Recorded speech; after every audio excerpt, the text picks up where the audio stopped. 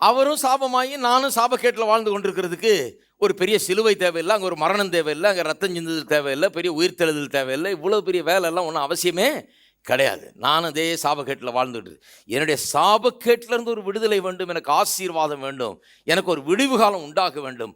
அதை உண்டாக்குவதற்காக தான் இயேசு இந்த உலகத்தில் வந்தார். இதை பிரசங்கிப்பதற்காக தான் சபை. ஆமாம், நான் அதை தான் பிரசங்கித்து கொண்டு இருக்கிறேன். இங்கே வந்தால் ஒரு நாளும் கெட்டு போகிறதுக்கு எப்படின்னு சொல்லி தரமாட்டேன் நான். அது ஏற்கனவே என்னுடைய உதவி இல்லாமல் கெட்டு போயிட்டு இருக்கிறாங்க நிறைய பேர்.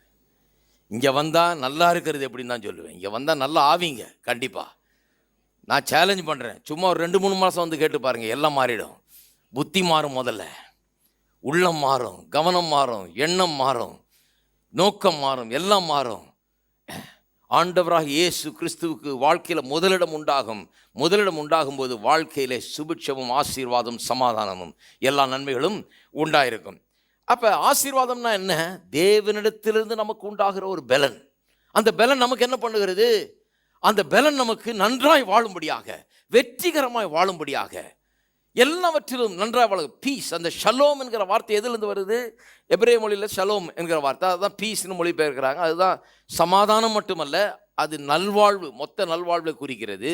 அதனுடைய உண்மையான அர்த்தம் என்னென்ன? அங்கே போகிறவங்களுக்கு அச்சிட்டு கொடுக்குறாங்களாம் பாருங்கள். ஒரு டூரிசம் கம்பெனி ஒருத்தங்க அடித்து கொடுக்குறாங்களா, ஷலோம் ஷலோம்னு எல்லாம் வந்து ஒருத்தரை விஷ் பண்ணிக்கிறாங்க இல்லையா?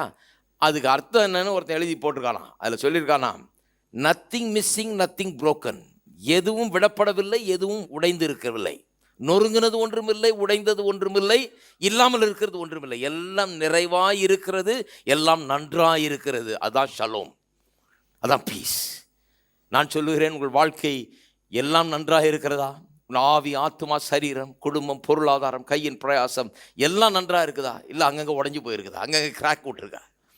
அங்கங்கே மோசமாக இருக்குதா? இல்லைங்க, இது சரியில்லை, அது சரியில்லை, அது இது இல்லை, இது அது இல்லை. அப்போ அந்த ஷலோம் அவசியம், அந்த பீஸ், அந்த ப்ராஸ்பெரிட்டி அவசியமாய் இருக்கிறது. அப்போ அதுக்கு தேவனுடைய பலன் தேவை. இந்த கிராக்கெல்லாம் சரி பண்ணுறதுக்கு, ஒரு புதுவிதமான வாழ்க்கை உண்டாகிறதுக்கு, இந்த ஓட்ட உடைச்செல்லாம் சரியாகி நிறைவும் ஆசீர்வாதம், எந்த விதமான உடைந்து போன நிலையும் கெட்டுப்போன நிலையும் இல்லாமல் எல்லா நிறைவும் உண்டாயிருந்து, நத்திங் மிஸ்ஸிங், நத்திங் புரோக்கன். எதுவுமே இல்லைன்னு கிடையாது, எதுவுமே போச்சு அப்படின்னு கிடையாது. அப்படிப்பட்ட ஒரு வாழ்க்கை உண்டாக வேண்டும் என்று சொன்னால் தேவனுடைய பலன் அங்கே தேவைப்படுகிறது. அந்த தேவ பலனை தான் என்ன சொல்லுகிறோம்? ஆசீர்வாதம் அப்படின்னு.